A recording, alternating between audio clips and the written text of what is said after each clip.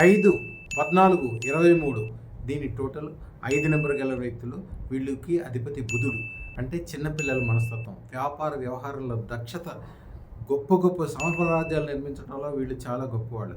వీళ్ళ లోపం ఏంటంటే ఏ పనిలో అయినా వీళ్ళు ఉదాహరణకు ఒక వ్యాపారం మొదలుపెట్టారనుకోండి, విపరీతంగా జనాలు వస్తారు, విపరీతంగా వ్యాపారం సాగుతుంటుంది. ఆ వ్యాపారంలోనే అంటే వీళ్ళు 2-3 పనులు ఎట్ ఏ టైం చేయలేరు.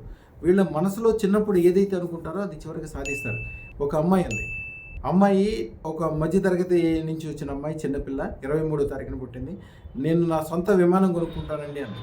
నేను అదృష్టం పెట్టుకునేటప్పుడు తప్పకుండా కొనుక్కుంటామంటే వాళ్ళ నాన్నగారు అడిగారు, ఎవరు చెప్పలేదు మీరు ఎట్లా చెప్తున్నారంటే 23వ తారీఖున పుట్టింది అమ్మాయి, అదృష్టం పెట్టుకుంది, వీళ్ళకి తిరిగే లేదు. 5 కానీ 14 కానీ 23 కానీ పుట్టినరోజులు అదృష్టం పెట్టుకుంటే వాళ్ళ చిన్నప్పటి నుంచి ఉన్న కోరికలు అతి త్వరలో మ్యాక్సిమం 3 సంవత్సరాలు జరిగే అవకాశం వీరికే ఉంటుంది.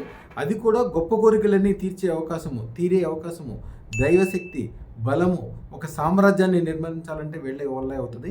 లేకపోతే అదృష్టతనం లేకపోతే వద్దంటే వీళ్ళు గొప్పవాళ్ళు అయినప్పటికీ వీళ్ళ యొక్క శక్తి ఆ చిన్న చోటే నిల్వ ఉండిపోయి పెద్ద పెద్ద విషయాలు సాధించలేక జీవితం అంతా లేట్గా అయిపోద్ది. ఎందుకంటే వీళ్ళ మనస్తత్వం 90 ఏళ్ళ వయసు వచ్చినప్పటికీ 15 ఏళ్ళ వయసులాగానే ఉంటుంది. వీళ్ళ మనసులో ఆలోచన అంతా కూడా ఆ పెద్దది అంటే అయితే ఇన్ఫీరియారిటీ కాంప్లెక్స్ లేకపోతే సుపీరియారిటీ కాంప్లెక్స్ రెండూ ఉంటాయి చిన్నపిల్లల మనస్తత్వం అనమాట.